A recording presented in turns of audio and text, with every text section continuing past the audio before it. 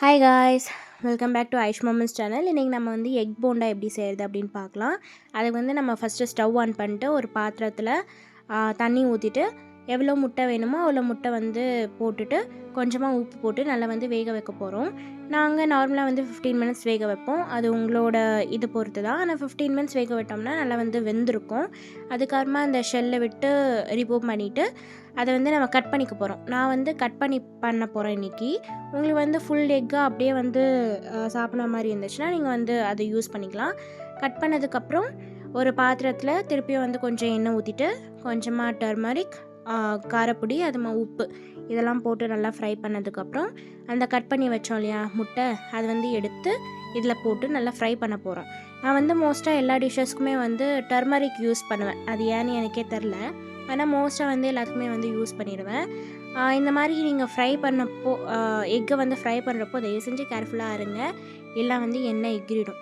எனக்கும் இந்த வீடியோ எடுக்கும்போது எகிரிச்சு சரியான வலி.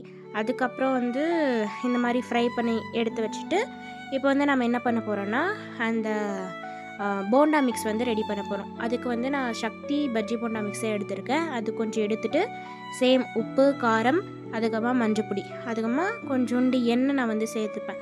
இதெல்லாம் போட்டு நல்லா மிக்ஸ் பண்ணிவிட்டு அதுமா வாட்டர் வந்து சேர்த்துக்கோங்க. உங்களுக்கு எவ்வளோ வேணுமோ அவ்வளோ வந்து சேர்த்துட்டு நல்லா வந்து மிக்ஸ் பண்ணிக்கலாம். நான் நடுவில் வந்து சோடா போடுறது மறந்துட்டேன். அதனால் வந்து லாஸ்ட்டு நான் போட்டேன். எல்லாம் போட்டு நல்லா மிக்ஸ் பண்ணதுக்கப்புறம் நம்ம எக்கு வந்து ஃப்ரை பண்ணோம் இல்லையா, அதே பாத்திரத்தில் கொஞ்சம் எண்ணெய் ஊற்றிட்டு அந்த ஃப்ரை பண்ண எக்கை வந்து அந்த பஜ்ஜி போண்டா மிக்ஸில் போட்டு நல்லா ஃப்ரை பண்ணி எடுக்க போகிறோம். நான் வந்து எல்லாமே வந்து பண்ணிகிட்டு இருந்தேன் நார்மலாக. அம்மா வந்து பக்கத்துலேருந்து பேசிகிட்டு இருந்தாங்க. நானும் கேஷுவலாக தான் பண்ணிகிட்டு இருந்தேன். கேஷுவலாக அம்மாக்கிட்ட பேசிகிட்டே பண்ணிகிட்டு இருக்கும்போது என்னாச்சுன்னா எண்ணெய் வந்து என் மேலே எகிரிடுச்சு. அதுக்கப்புறம் ஒன்றுமே பண்ண முடியல என்னால். சரி, நடுவில் போகக்கூடாது அப்படின்னு சொல்லிட்டு எல்லாமே ஃப்ரை பண்ணி எடுத்துகிட்டு வீடியோவுக்கு ஒரு பிக் எடுத்துகிட்டு ஆயில்மெண்ட் வச்சுட்டு அப்புறம் குலாப் ஜாமுன் செஞ்சு வச்சுருந்தேன் இல்லையா, அதை சாப்பிட்டுட்டு இருந்தேன். மறக்காமல் வந்து இந்த வீடியோ கொஞ்சம் சப்போர்ட் பண்ணி ஷேர் பண்ணுங்கள். Thank you so much.